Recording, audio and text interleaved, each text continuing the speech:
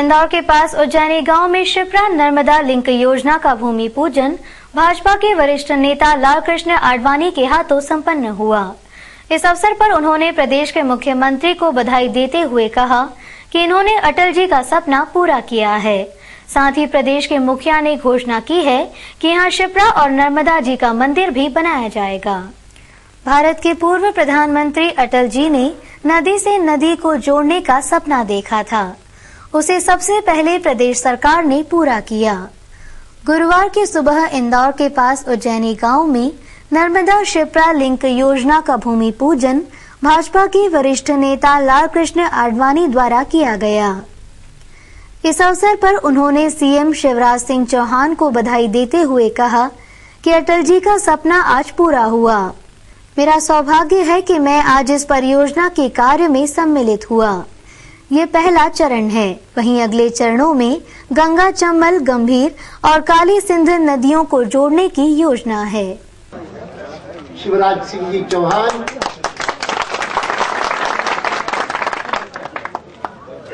संसद में इस क्षेत्र से निर्वाचित मेरी सहयोगी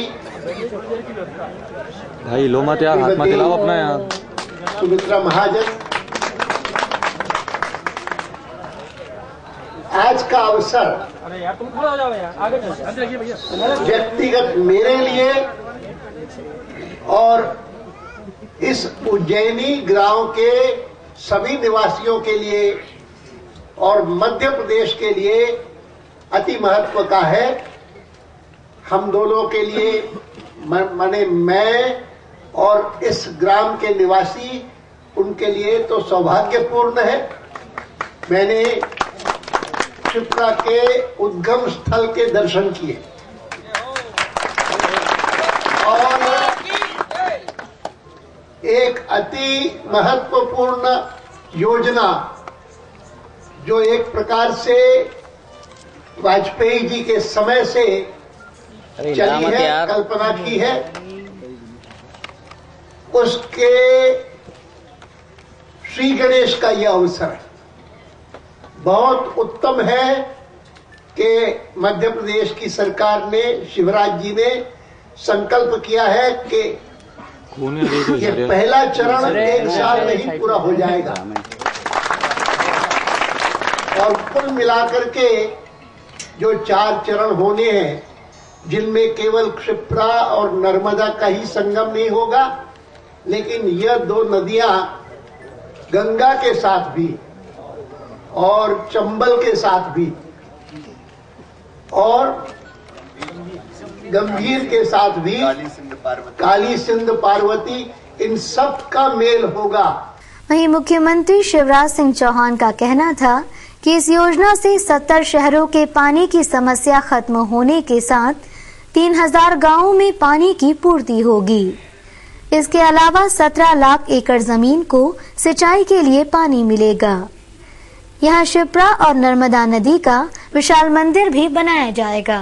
मध्य प्रदेश और मालवा के लिए ऐतिहासिक दिन है बहनों और भाइयों। जो किसी ने सोचा नहीं होगा। यह लोग तो कहते थे कि असंभव ये हो ही नहीं सकता कि नर्मदा मैया का पानी शिप्रा मैया में आके और सीधे मालवा की प्यास बुझाए। वो असंभव अब संभव हो रहा है बहनों और भाइयों। आज माननीय आडवाणी जी आए, अटल जी के वो ड्रीम प्रोजेक्ट नदी जोड़ो योजना जो उन्होंने प्रधानमंत्री रहते हुए घोषणा की थी, अटल जी के और आडवाणी जी के उस ड्रीम प्रोजेक्ट का शुभारंभ आज मध्य प्रदेश की धरती पर भारतीय जनता पार्टी की सरकार कर रही है। पर पधारे हुए माननीय आडवाणी जी का मैं हृदय से स्वागत करता हूँ। बीती रात लोडिंग ऑटो पलटने से 3 युवक घायल हो गए। घायल युवक अपने दोस्त की शादी का सामान उसके घर पहुंचाने जा रहे थे। हादसे में घायल युवकों के नाम अर्जुन, विशाल और इंदर हैं। तीनों को इलाज के लिए रात को एमवाय अस्पताल लाया गया। जानकारी के अनुसार तीनों के एक दोस्त की नंदानगर में शादी थी। शादी का दहेज घर तक ले जाने के लिए तीनों विशाल के घर उसकी लोडिंग रिक्शा लेने गए थे। जब तीनों नंदानगर जा रहे थे तभी सिक्का स्कूल के पास रिक्शा पलट गई। हादसे में तीनों घायल हो गए। घायलों में विशाल की हालत गंभीर बनी हुई है। गुमास्ता नगर में बाइक पर आए बदमाश स्कूटर पर बच्चे को लेने जा रही महिला की चैन खींचकर भाग निकले। इस चैन की कीमत 45,000 रुपए बताई जा रही है। चंदननगर थाने के अंतर्गत आने वाले गुमास्ता नगर में गुरुवार की दोपहर को दामिनी पति नवीन आर्य अपनी स्कूटी से पास के बस स्टॉप पर स्कूल से आ रहे अपने बच्चे को लेने जा रही थी कि इसी बीच बाइक पर आए बदमाश महिला की चैन खींचकर भाग निकले। ये चैन 45,000 रुपए की बताई जा रही है। दामिनी का कहना था, कितने लोग थे? 2 जने थे बाइक पे। आपके कुछ नंबर वगैरह देखा? नहीं, नंबर नहीं देख रहा, स्पीड से निकल गया। आप कहाँ जा रहे थे? बेटे को स्कूल से वो बस स्टॉप पे लेने जा रहे थे। कौन से? बाड़गंगा थाना क्षेत्र में पति पत्नी के आपसी विवाद में नशे में धुत पति ने पत्नी को चाकू मारकर घायल कर दिया।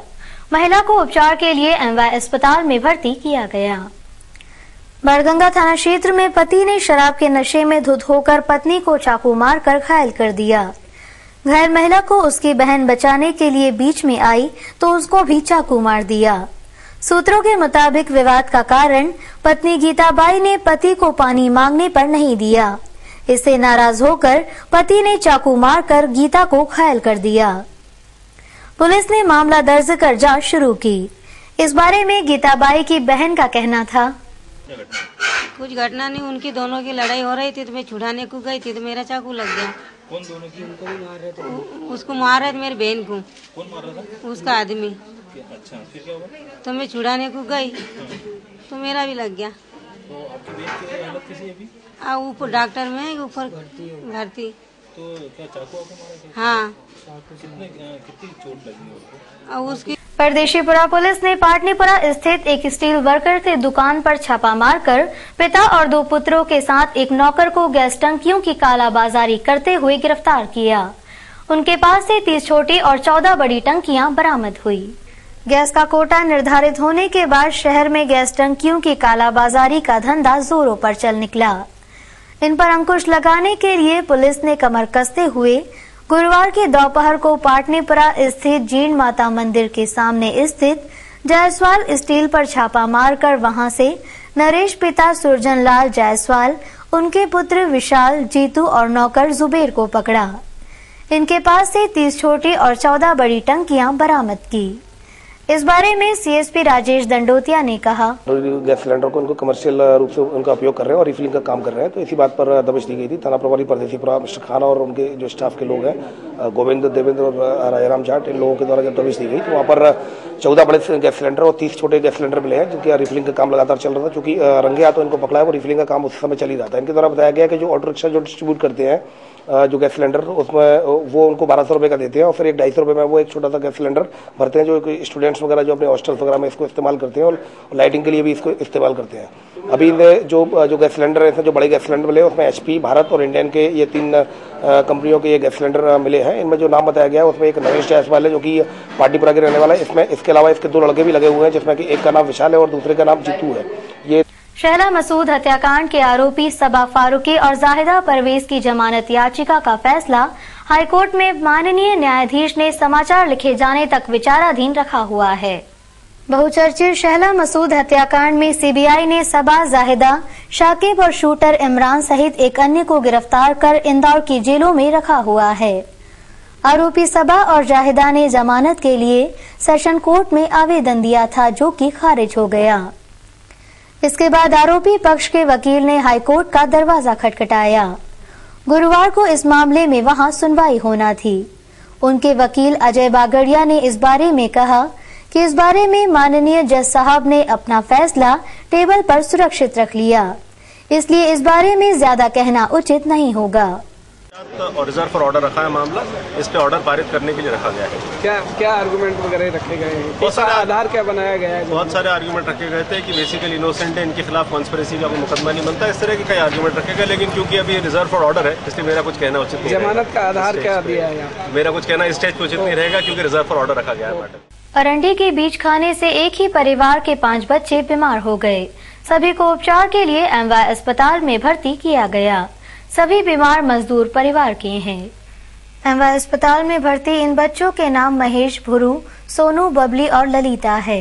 एक ही परिवार के इन बच्चों को बुधवार को इनके माता पिता घर में छोड़कर मजदूरी करने चले गए थे। बच्चों ने घर के पास ही खेलते समय धतूरे के बीज खा लिए। बीज खाने से बच्चे गंभीर रूप से घायल हो गए। बच्चों के माता पिता जब घर लौटे तो बच्चों को बीमार हालत में देखा और इलाज के लिए MY अस्पताल लेकर आए। सभी बच्चों को ICU में भर्ती किया गया है, जहां उनकी हालत खतरे से बाहर है। चले गए थे और ये बच्चे अभी रोज ही तो ऐसे रहते थे, ये अच्छे खेलते थे। अब आज ऐसा क्या मालूम कि ये सब कुछ हो जाएगा। ये क्या हुआ? क्या वो एरंडे का झाड़ था, तो उसके बीजे निकाल के खा लिए। मंडी चुनाव में कांग्रेस के उम्मीदवार की घोषणा के बाद गुरुवार को कलेक्टर कार्यालय में 73 प्रत्याशियों ने अपने अपने नामांकन दाखिल किए। मंडी चुनाव में भाजपा प्रत्याशियों ने अपने अपने नामांकन दाखिल करने के बाद कांग्रेस ने बुधवार देर शाम सारे प्रत्याशियों की घोषणा कर दी। गुरुवार सुबह इन प्रत्याशियों ने पूरे उत्साह और शोर शराबे के साथ अपने अपने नामांकन दाखिल किए। SDM विवेक श्रोत्रिय का कहना था, निर्वाचन हो रहे हैं, उसमें आज नामांकन पत्र प्रस्तुत करने का आखिरी दिन है। 3 बजे तक इस नामांकन को लिया जा रहा है। इंदौर की जो मंडी समिति है, इसके लिए आज प्राप्त हो रही उनकी समीक्षा जो है कल 30 तारीख को प्रातः 11 बजे इसी कार्यालय में की जाएगी। और हमारे यहाँ लगभग 12 वार्ड कुल 12 वार्ड है, जिसमें से 10 वार्ड परिषद प्रतिनिधियों के लिए है, 1 व्यापारियों के लिए और 1 तलावटी और हमारे। ये सारी कार्रवाई 30 तारीख होने के बाद आगे की स्टेज पर नाम वापसी का 4 नाम वापसी की कार्रवाई जो है वो 4 दिसंबर